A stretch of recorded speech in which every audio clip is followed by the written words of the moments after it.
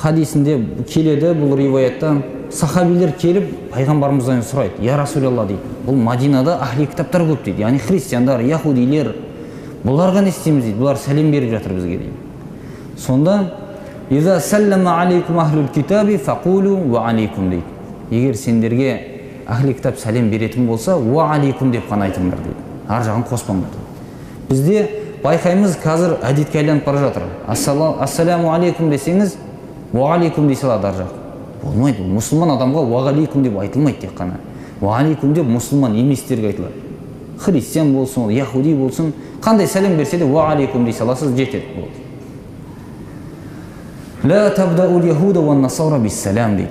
Ал өздерің яһуди мен христиандарға бірінші сәлем бермеңдер деген. Олар беріп қалса, тек қана "ва алейкум" деп айтыңдар, жеткілікті деген.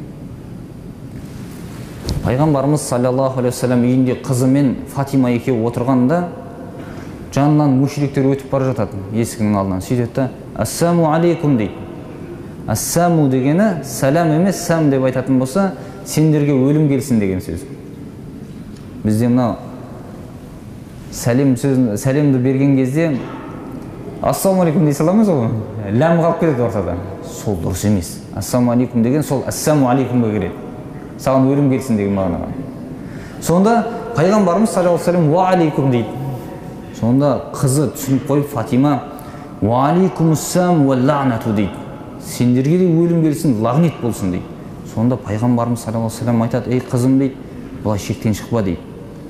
Сонда сіз қарамайсыз ба бұлардың не айтып тұрғанын дейді. "Мен де оларға "ва алейкум" дедім ғой" дейді, "сендерге де" деп айттым дейді. Яғни сендерге өлім келсін деді, сендерге де деп айттым дейді. "Ва алейкум" деп айттым ғой деген. Шектен шығуға болмайды деген. Яғни біреу бір сөз айтты екен деп, я болмаса сәлемді қате айтты екен деп те жаңа шектен шығып кетудің де дұрыс емес екендігін. Кәпірлер мен мұсылмандар аралас болған жерге барып сәлем бере беруге болады. Жалпы "Ассаламу алейкум" деп.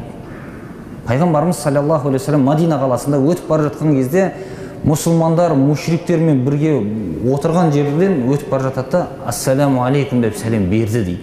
Арасында олардың мушриктер бар еді, пұтқа табынатын адамдар, мұсылман еместер.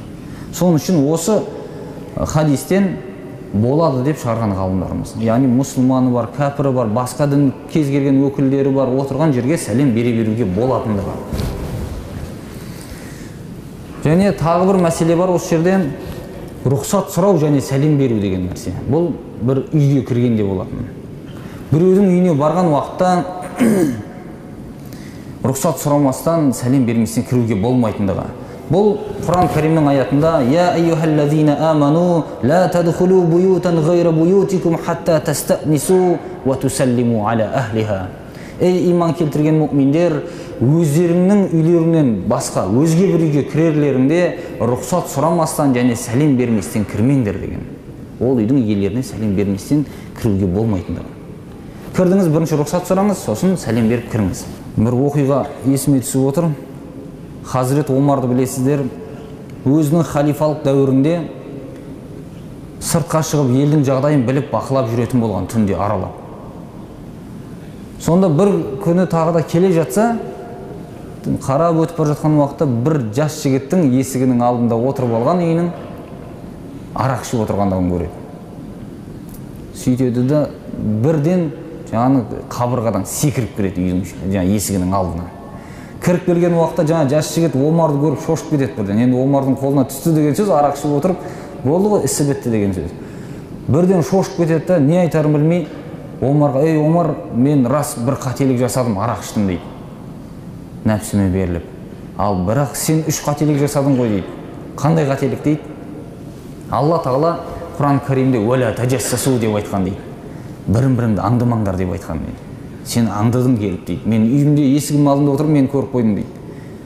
Ал екіншісі, осы мына аятта айтады міне: "Рұқсат сұрап сәлем берместен кірмеңдер" деген дейді. Сен рұқсатта сұраған жоқсың, сәлем де берген жоқсың дейді. Үшіншісі, үйге кірерлеріңде есіктен кіріңдер деген дейді. Сен аттап кіріп келдің дейді. Қателік жібердің ғой сен де дейді. Омар қарап тұрады да, үндемей жаның қалды дейді, бұрылып шығып кетеді қайтадан. Содан біраз уақыттар өтеді ортадан. Омар Hazрет Омар мына таң намазына ел тұрған уақытында сапты түзетіп жатады. Саптарыңды түзеңдер деп айтып жатқан уақытында қараса, екінші сапта жаңағы жігіт тұр дейді намазда. Сосын қолмен саусақпен ишара қылып бергел дейді. Ана кісі жаңа жас жігіт сапты жарып алдыға Омардың алдына барады. Сонда Омар айтады: "Мен сенің сол ісіңді халыққа жайған жоқпын" дейді. Сонда бар енді орнына тұр дейді.